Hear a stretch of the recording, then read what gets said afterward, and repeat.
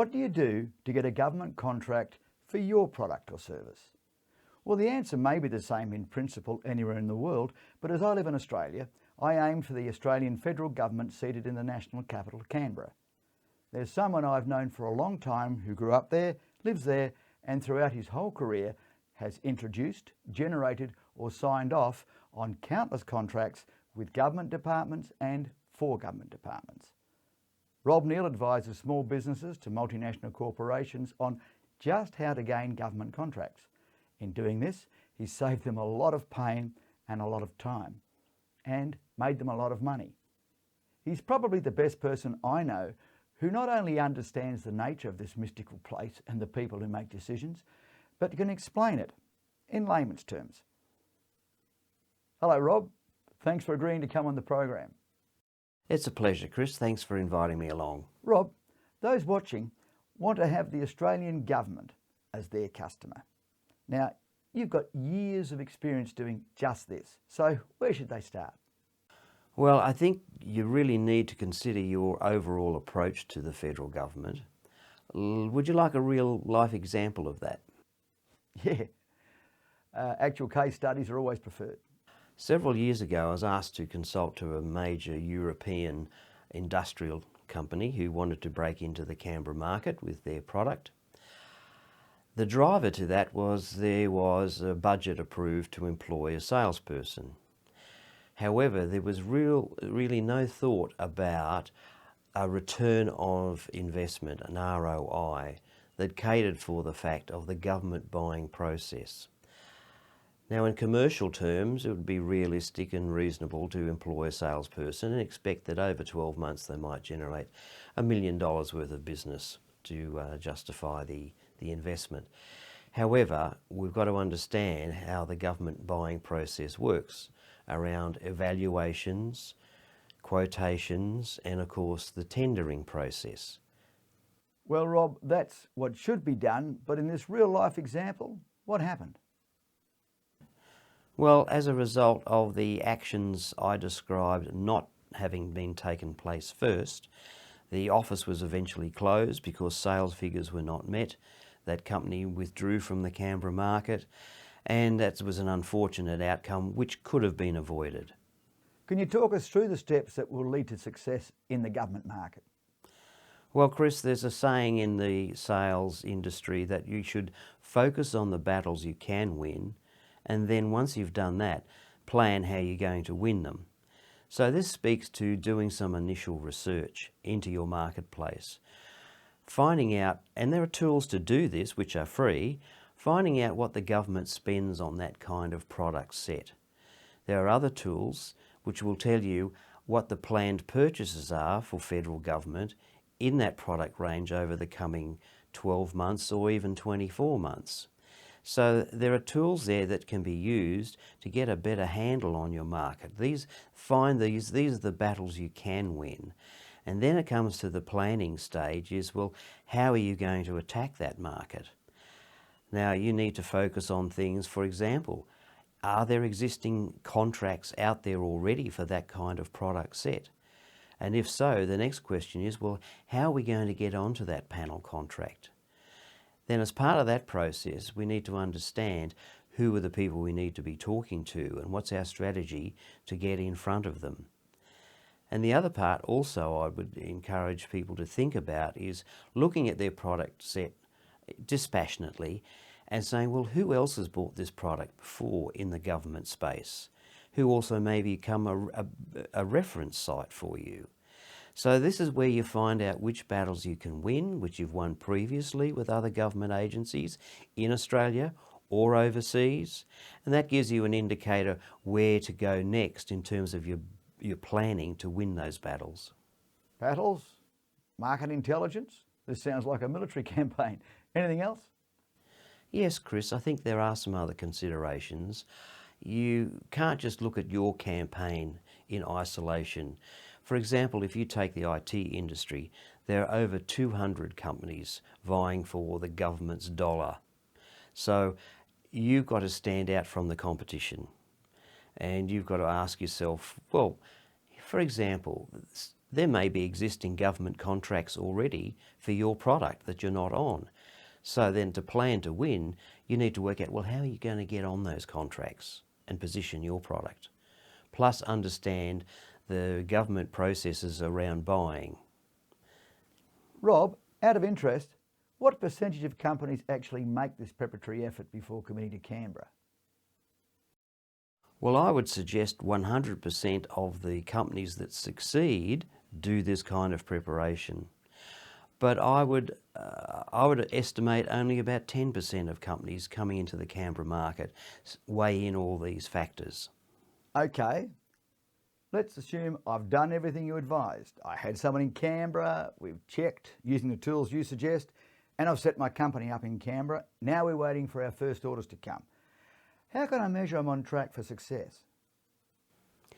I think, Chris, you've got to measure activity. Plan your activity and then measure it. And also celebrate even the small wins along the way. When a senior executive in government agrees to have a meeting with you, well, that's a small success along the way. That's a confirmation you're on the right track.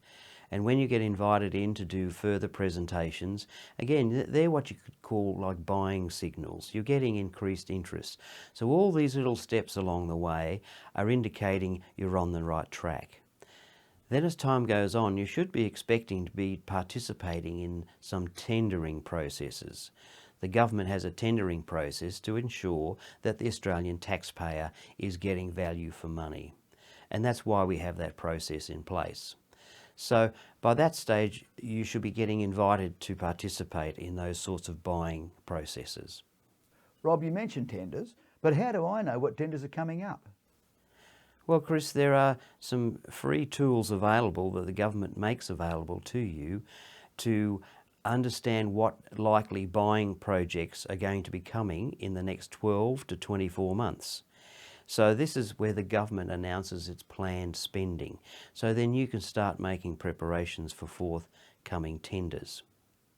Well, let's suppose, thanks to you, the relevant government departments know we exist, but to wait for an invite to tender and then spend a lot of time and effort, which equals expense, to put it all together, it's a lot slower and different to what I'm used to. Now, if I believe my company's the best in the business, which I would, look, I know that when governments sidestep tenders, they wind up on the front page for all the wrong reasons. But surely there's a more efficient, faster way of getting government business? Well, Chris, I wish there was a shortcut to the tendering process, but you've got to realise that this goes back to legislation. This was put into legislation about 1912, so I don't see it changing anytime soon. So it's a process we're just going to have to live with. And then the next thought is we need to give some thought how we're going to put in that winning bid. Rob, I know you've built relationships with government departments throughout your career in Canberra, especially through the tendering process. So have any actually expressed exactly why you were successful? Yes, Chris, I've sat in on many tender debriefing sessions, and the overwhelming feedback we've had as to why we were successful boils down to just two things. Number one, we addressed the criteria in the tender, and number two, we supplied enough detail to back that up. Let me give you an example of how to do it or not to do it. Let's say we had a tender question that said, does your product have a thermomodulator? Okay. The losing answer would be something like yes or complies. A winning answer would be along the lines of our thermomodulator is the result of 15 years research, and we've produced a 54% improvement in performance by the use of quantum physics, and this can be backed up by the statistics attached to our tender response, etc., etc. So that's the difference between a losing answer and a winning answer. Just those two things and that's won the contract? Well, Chris, they're the two essentials that you must comply with. But let me share with you some other tips that I think you'll find beneficial. Number one is, when that tender hits, Get your managing director or CEO involved to brief all the other contributors to the tender how important this bid is and what sort of quality answers you're expecting and in what time frame. If you've got your managing director on side, you'll find the quality of your response will lift dramatically. The other thing I would say is my motto is don't panic later, panic now, which means when you're faced with that blank page, don't put it off. Even a draft response as a starting point is better than nothing. In summary, I'd like you to remember this golfing adage whilst you're doing your tender response. In golf, they say that you drive for show, but you putt for dough.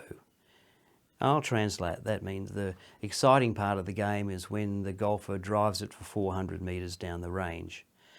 And the putting process may be seen as not so exciting, but that's where the game is won and lost. And that's like a tender response. This is where you're putting to win. It's not exciting, but this is going to make you a winning bidder and a successful company in Canberra. Rob, should a company be selective? That is, maybe only tender on contracts they think they could win? Or should they put in as many as possible because practice makes perfect, considering that cost in doing so? That's a good point, Chris, and that's something we agonise about. One point of view is if you put in a bid on something you're not completely confident on, at least you have the ability to demonstrate your product and demonstrate the quality of your tender responses, and you may be invited in on another opportunity after the government's seen the quality of your response initially. So yes, it may give you some benefits down the track. The other side of that coin is, as you mentioned, the time and expense of putting in tender bids. You really need to think, is this a battle I can win? If I don't win it, can I afford to keep doing this? Really, that's a judgment call. But I would say there is some merit in going for bids you may not be super confident on, but you know what? Some companies have won those bids. So don't assume in the tender process about anything. And I guess too that if a government department sees your company, and although it might be too large or too small for this particular contract, at least they could well see you as ideal for something that's coming up later on, right? Yes, I think that's a valid point. Government by nature will do their own research on you as a potential vendor or supplier. So they'll get a feel for your capabilities, particularly with the communications you've had with them through the whole sales process, and particularly in your tender bid, and they might match you up with what they think will be a good fit for your company, and that's a great position to be in. So Rob, what would you like everyone to take away from today's discussion around selling into the government marketplace? I think the takeaway is, remember that they say that if you've got a good foundation, you can build a mighty big building on top of it. So make your foundation around planning, do your own return on investment process before you open up in the Canberra market. Number 3 is factor in the time process and ask yourself, can we sustain a long campaign in this battle? Because it may take a while to establish yourself because of the government very conservative buying process. You need to factor that in as well. So I think they're probably the main takeaways today. There's those art of war comparisons again, Rob. Yeah, keeps coming back to that, doesn't it? But I think there's some relative similarities there about planning to win, plan the battles you can win. Don't waste time and money on battles you're not going to win. So just concentrate on those, and that should give you a great sales campaign. So short of living in Canberra with access to and enjoying long relationships with the decision makers there, before I make any move to sell to the government, I need to talk with an independent, dispassionate advisor to create or review my strategy in this government marketplace? Absolutely correct. Anyone you'd recommend? Don't answer that. I think you already have. May I put your email address on this video? That'll be fine. Thanks, Rob, for all your help by answering that question. what do you do to get a government contract for your product or service? So please check back or subscribe for more videos and get answers to what do you do to all kinds of questions.